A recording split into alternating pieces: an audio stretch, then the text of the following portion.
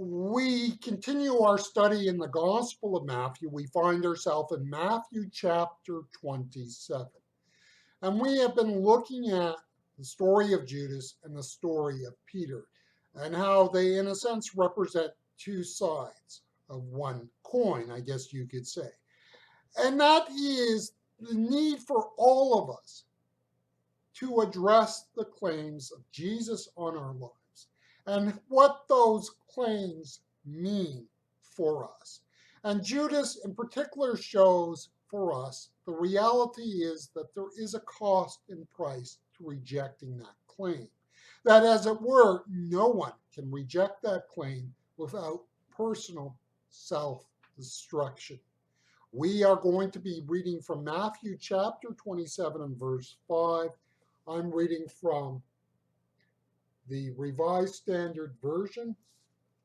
Matthew chapter 27 and verse 5 says this, "And throwing down the pieces of silver in the temple, he departed and he went and hanged himself."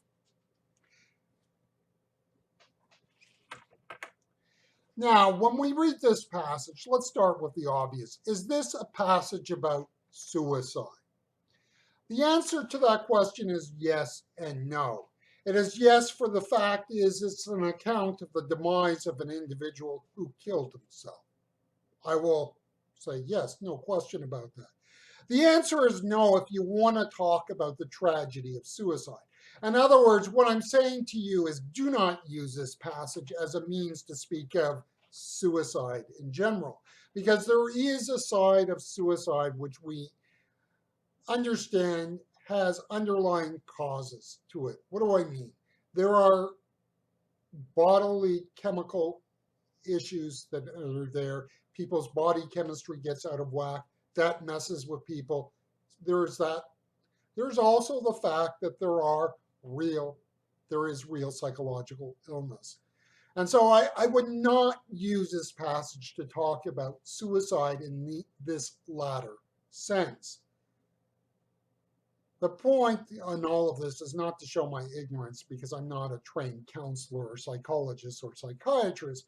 It is rather to say that we need to see this passage as focused on a particular type of suicide, which is actually common in human history.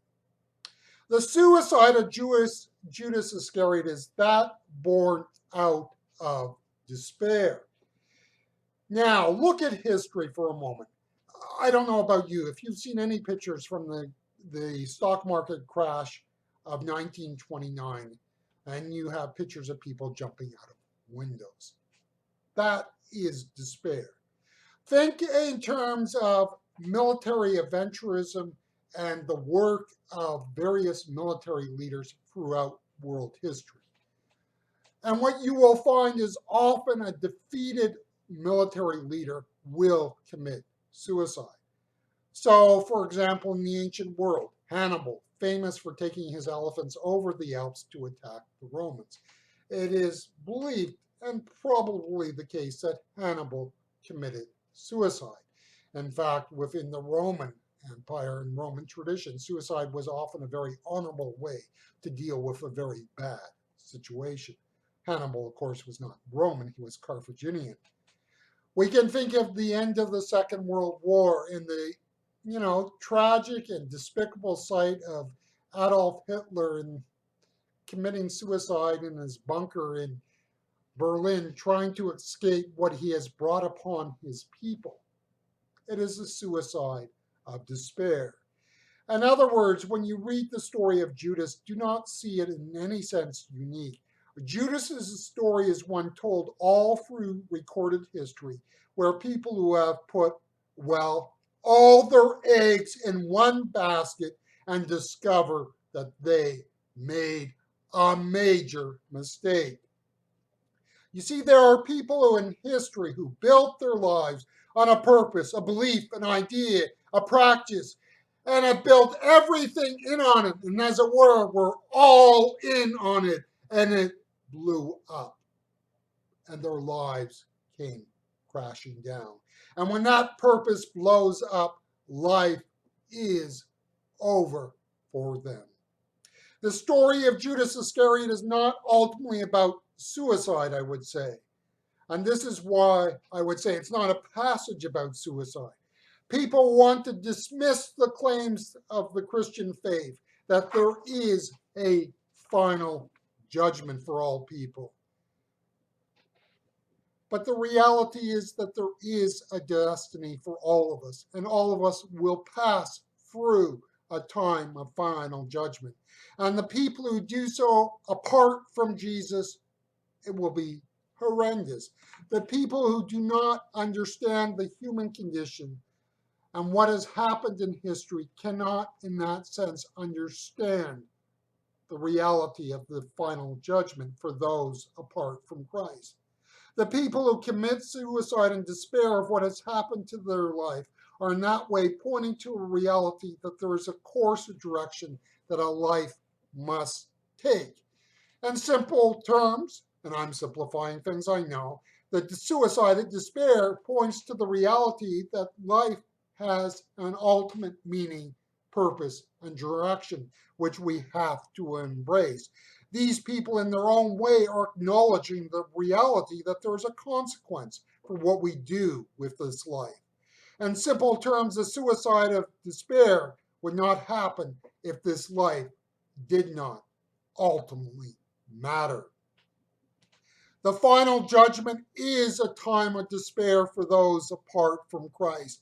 It is that moment when people realize what they have done with their lives has eternal consequences. The tragedy of those who commit suicide instead of facing what they have done and work through it was that there was still hope. We understand that even the darkest of sinners, because we all are darkest of sinners in that sense, have hope in this life if we but repent and cast ourselves upon the ever-present mercy and reality of Jesus and his grace for us. You see, we will not say that people like Judas Iscariot had to commit suicide. But we also recognize that the final judgment is a time of great despair, for the time of hope is past. Now we can say, and this has to do more with logic than reality, well, God could still redeem them. Well, yes, on one level, God could redeem anybody, but that doesn't mesh with the reality of the human condition. The human condition does not work that way. Why does a person jump in the stock market crash of 1929? Why does Hitler in his bunker blow his brains out? Why is it that Judas Iscariot goes out and hangs himself?